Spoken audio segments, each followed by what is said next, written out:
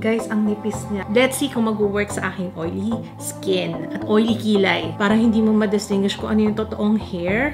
Ay, wow. Wow, nagaya na talaga yung buhok sa kilay. Oh. Ang ganda na na-hide din niya yung bluish tint dito sa aking microbladed brows.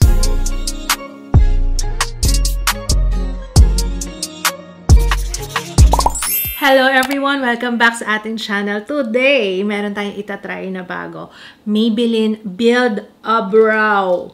Hello! Meron silang bago. 2-in-1 product to. Meron ko ng brow pen, tapos meron ko na ring gel sealer. Nalagyan ko na ng foundation yung aking face, pero binura ko dito sa part na to kasi nga baka maistorbo. And usually, kapag gagamit tayo ng mga brow mascara, brow gel, wala akong nilalagay dyan kasi makaka-istorbo yan sa final look. Mamaya na natin i-finalize yung foundation natin dyan.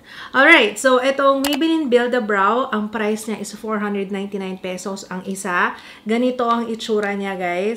Nasa plastic yung kanyang shade. Kaya nilagyan ko ng note dyan kung anong shade. Ito ang itsura niya. As you can see, meron tayong pen on one side and then the other side yung kanyang mismong gel. Ito yung sealant. Ganda ng brush ng sealant, guys. Yan ang mga gusto kong brush para sa brows. Step 1, fill in the brows daw muna and then saka natin isi-seal with the gel.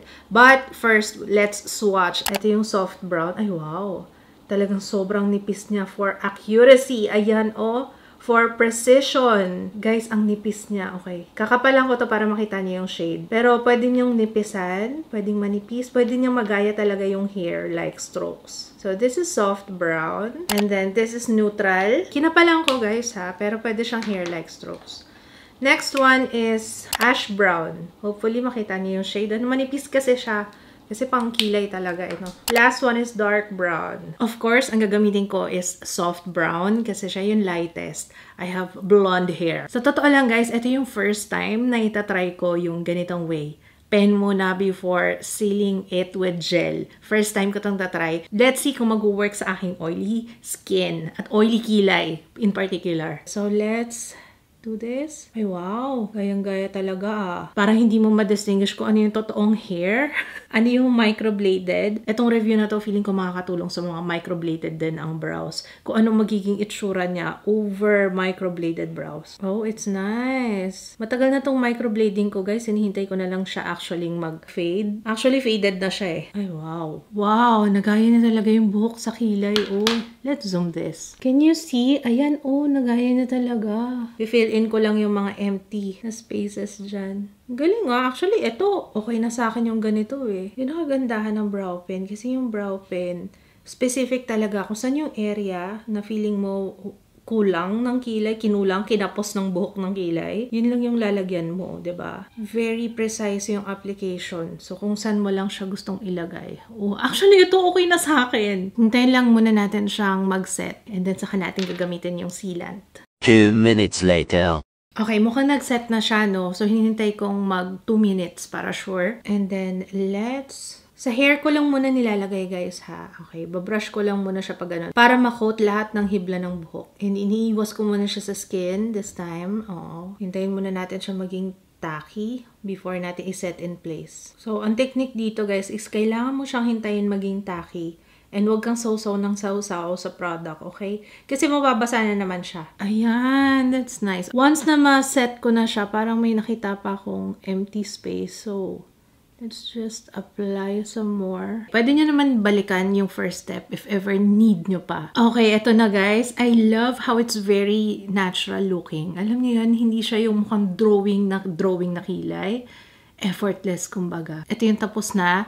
Ito yung hindi pa. So, nakikita pa yung bluish na tint, no? Pero ang ganda na na-hide din niya yung bluish tint dito sa aking microbladed brows. So far, it's promising. So, gawin na natin yung kabila. Ang ganda ng brush niya sa true lang. Kasi hindi na didikit sa skin. Isa sa mga best na brush na try ko sa kilay ko ever. This is nice. Alam niyo, sa totoo lang, naisip ko, mura na siya kasi kung dalawang product na in one, 'di ba? 2-in-1 na siya eh. Lalo na kung lagi kang bumabiyahe, at least, 'di ba? Isang product na lang in one. I like this. Sa true lang. Ganda! Tapos very natural lang yung atake. Let me just fix yung foundation dito sa taas. Sa kanya na lang ayusin if ever, if needed. I like it. Parang very natural lang. Oo, hindi halata na ginawa mo yung kilay mo. Parang ganyan na siya naturally. Finished look. Natagalan ako mag-makeup ngayon. Inabot ako ng 2 oras for this look. Kasama na yung hair doon. Yes. And nag-film kasi ako. Opo. So anyway, 2 oras na and yung kilay natin is still intact. May nakikita na akong shine pero considering I have very oily kilay talaga. So expected na yan. So ang gagawin ko dyan is iba-blot ko lang. Tingnan natin kung may effect sa kilay natin kapag nag-blot ha. Sana hindi siya mabura or mag-transfer. Let's see.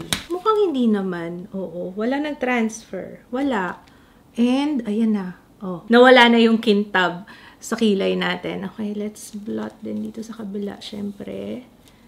And pag nagbablot ako ng kilay, mas maganda yung ganyan, guys, ha? Huwag nyo iwa-wipe.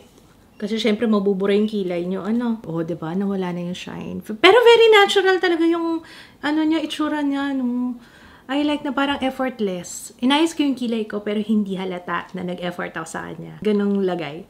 So, I like this so far. 2 oras na yung nakalipas. It is now 2:38 p.m. and I will be back later for an update. Or kung okay naman siya, kahit final thoughts na lang. Pero, yeah, i-update ko kayo. Pero so far, ha, okay pa rin yung ating kilay. Nag-oil up lang talaga yung kilay ko. It's now 5:57. Ayan, ma-oily lang talaga yung kilay ko. Pero kaya rin naman siya. Ang ganda. Tsaka isang product lang. May gel ka na, tapos may pen. Okay guys, last and final update. Ganda niya! It's a yes! I like it! Na-maintain niya, na nakaano yung kilay ko. Tingnan nyo, ayan yung pinataas ko, Ayan pa rin siya. Na-maintain niya in fairness sa kanya. So, mukhang meron tayong bagong kababaliwan na pangkilay. I like this. I highly recommend. Tapos yung lines, na-maintain din niya, hindi siya kaagad, hindi siya natatanggal basta-basta. Oh, very good. Ayan nakikita ko pa yung dito. Though oily talaga yung aking kilay, but it's okay. So, yun. Wala na kayo ibang sasabihin, guys, kundi I highly recommend this. Link sa description box. What can you say? Maganda siya, no? Oh, very natural lang talaga. I love na 2-in-1 na siya. Meron ka na ditong sealant. Tapos meron ka pang brow pen. One product, happy na ako doon. I love this. Ito review to ng naka-microblade ang kilay. So, yeah. So, yun lang guys. Maraming salamat sa panonood. Kung meron kayong request, feel free to comment down below. Maraming salamat sa panonood. Sana nagustuhan niyo itong ating review, first impression. And I will see you again on my next one. Bye guys!